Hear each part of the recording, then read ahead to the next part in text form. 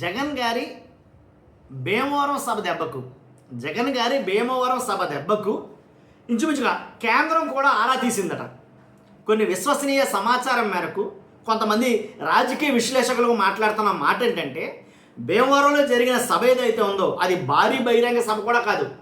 అలాంటి సభకే భారీ ఎత్తున వచ్చిన జనాన్ని చూసి ఇటు రాష్ట్ర ప్రభుత్వంలో కూడా అలాగే కేంద్రంలో కూడా దీని మీద చర్చ అయితే జరిగిందంట. ఏంటి అంతమంది జనం, దేని గురించి వచ్చారు, ఏంటి అసలు ఏం జరిగింది దాని మీద కేంద్రం వాళ్ళకి ఎలాగ ఇంటెలిజెన్స్ ఉంటుంది లేకపోలేదు కాబట్టి ఆరా తీయటం అయితే జరిగింది అని కొంతమంది రాజకీయ విశ్లేషకులకు కొన్ని వీడియోలో మాట్లాడుతున్నారు. నిజంగా జరుగుతుంది అంటారంటే జరుగుద్ది మొమ్మాటికి. ఎందుకంటే 10 మంది 15 మంది కాదు కదండి, జగన్ గారు వస్తున్నారని తెలిస్తే చాలు లక్షల్లో జనం ఉంటున్నారు. భీమవరం సభకు అయితే కనుక ఇసుకేస్తే రాలినంతమంది జనం అయితే వచ్చారు. ఆ సభ మ్యాక్సిమం అసలు కొంతమందిని కుదిపేసిందని చెప్పాలి. అలా జరిగింది ఆ సభ. కాబట్టి అంటే రాష్ట్ర రాజకీయాల్లోనే ఏంటి ఆల్రెడీ ఎన్నికలు అనేవి మొదలైపోయాయా అనేదిగా ఒక ఎన్నికల ఎలక్షన్ వైబ్ అనేది క్రియేట్ చేసింది భీమవరం సభ. ఎలక్షన్ వైబ్ క్రియేట్ చేయడానికి కూడా జగన్మోహన్ రెడ్డి గారు కూడా జనం చూసేయంటో తెలియదు కానీ జగన్మోహన్ రెడ్డి గారు కూడా ఇలా మైక్ కొట్టి ఇలా ఇలా ఇలా ఇలా ఇలా ఇలా అనుకొని వ్యాఖ్యలు అది చేయడం, ఏదైతే గతంలో ఎలక్షన్లో హయాంలో జగన్మోహన్ రెడ్డి గారు చేశారో సేమ్ అదే రిపీట్ చేశారు జగన్ గారు కూడా. వచ్చిన జనం కూడా అలాగే వచ్చారు. ఏదో ఎలక్షన్ భారీ బహిరంగ సభలాగా ఆక్వా రైతులు వాళ్ళు పడుతున్న కష్టాల గురించి ఏంటి రాష్ట్ర ప్రభుత్వానికి తెలియజేయాలని, వాళ్ళ తరపున అండగా ఉండాలని జగన్మోహన్ రెడ్డి గారు అక్కడ వచ్చారు. కానీ వచ్చిన జనం చూస్తే అలా లేదు. అసలు ఏదో ఇంతకి ఇంత అన్నట్టుగా అసలు ఊహించలేనంత మంది జనం రావడంతో ఆ సభ కాస్త చర్చకి దారితీస్తుందని చెప్పాలి. ఏంది కేంద్ర ప్రభుత్వం కూడా ఆరా తీసే అంతగా జనం అయితే తండోపు వచ్చారు. కాబట్టి ఆ వచ్చిన జనం ఏదైతే కూటమి ప్రభుత్వం మీద వ్యతిరేకత ఉందా వాళ్ళలో అనేది మెయిన్ పాయింట్.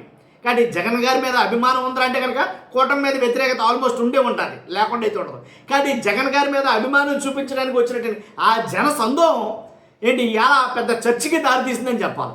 కాబట్టి అంటే 100% కేంద్రం ఆరా తీయటం ఏంటంటే, ఏదైతే ఇక్కడ జరుగుతున్న ఆక్వా రైతులకు పడుతున్నటువంటి కష్టాలు ఏవైతే ఉన్నాయో అంటే వాళ్ళకి ఫీడ్ ధరలు ఏమో భారీగా పెరిగిపోవడం, వీళ్ళ దగ్గరున్న ఏదైతే రొయ్యి కావచ్చు ఇది కౌంటర్ ఆ సరైన ధర పలక్కపోవడంతో ఆక్వా రైతుల కష్టాలు అన్నీ కావు. కాబట్టి వీటన్నిటి మీద ఖచ్చితంగా నిఘా వర్గాలు ఏవైతే ఉన్నాయో అవి కేంద్రం ఆరా తీయడం.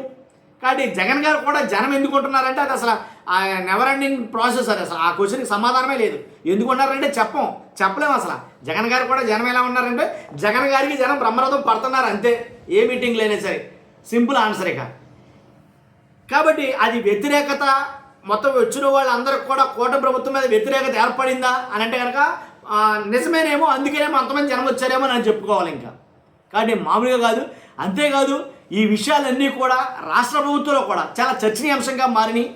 కూటమి ప్రభుత్వంలో అధినాయకులు దీని గురించి ఎక్కువగా చర్చించుకుంటున్నారు, ఏంటి మన పరిస్థితి అన్నట్టుగా. కాబట్టి వచ్చిన జనం ఎంత భారీ ఎత్తుగా వస్తే మన మీద అంత వ్యతిరేకత ఉందా, లేకపోతే జగన్ గారు అంత వ్యతిరేకత ఉందా అని అయితే కనుక చాలా మటుకు మాట్లాడుకోవడం అయితే జరిగింది. సొంత ఎమ్మెల్యేలే, పార్టీలో ఉండే సొంత ఎమ్మెల్యేలే ఆ భారీ జనాలను చూసి సొంత ఎమ్మెల్యేలు చాలామంది చాలా రకాలుగా మాట్లాడుకుంటున్నారు. అదిగో మనం చేస్తామన్న కొన్ని పథకాలు ఇంకా అమలు చేయలేదు, ఆల్రెడీ ప్రజల వ్యతిరేకత మొదలైపోయింది.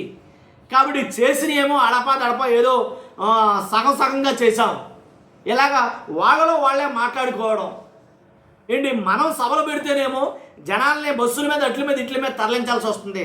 జగన్ గారు సభ పెడితే ఎక్కడి నుంచి వస్తున్నారో తెలియదు, ఎలా వస్తున్నారో తెలియదు, జనం మాత్రం కుప్పలు తెప్పలుగా వస్తున్నారు అని అయితే వాళ్ళే మాట్లాడుకున్నారని కొన్ని పుకార్లు హల్చల్ చేస్తున్నాయి. కాబట్టి ఏది ఏమైనప్పటికీ అంత జనం ఈ మధ్యకాలంలో అంటే 2 ఏళ్లలో అలాంటి సభ చూడలేదేమో. నాకు తెలిసి ఎలక్షన్ వైపు అయితే క్రియేట్ చేసింది అనేది చెప్తారు చాలామంది రాజకీయ విశ్లేషకులు మాట్లాడుతున్నమాట. కాబట్టి మీ అభిప్రాయం ఏంటి కామెంట్ రూపంలో తెలియజేయండి. ఫస్ట్ అయితే లైక్ చేయండి. Thank you very much.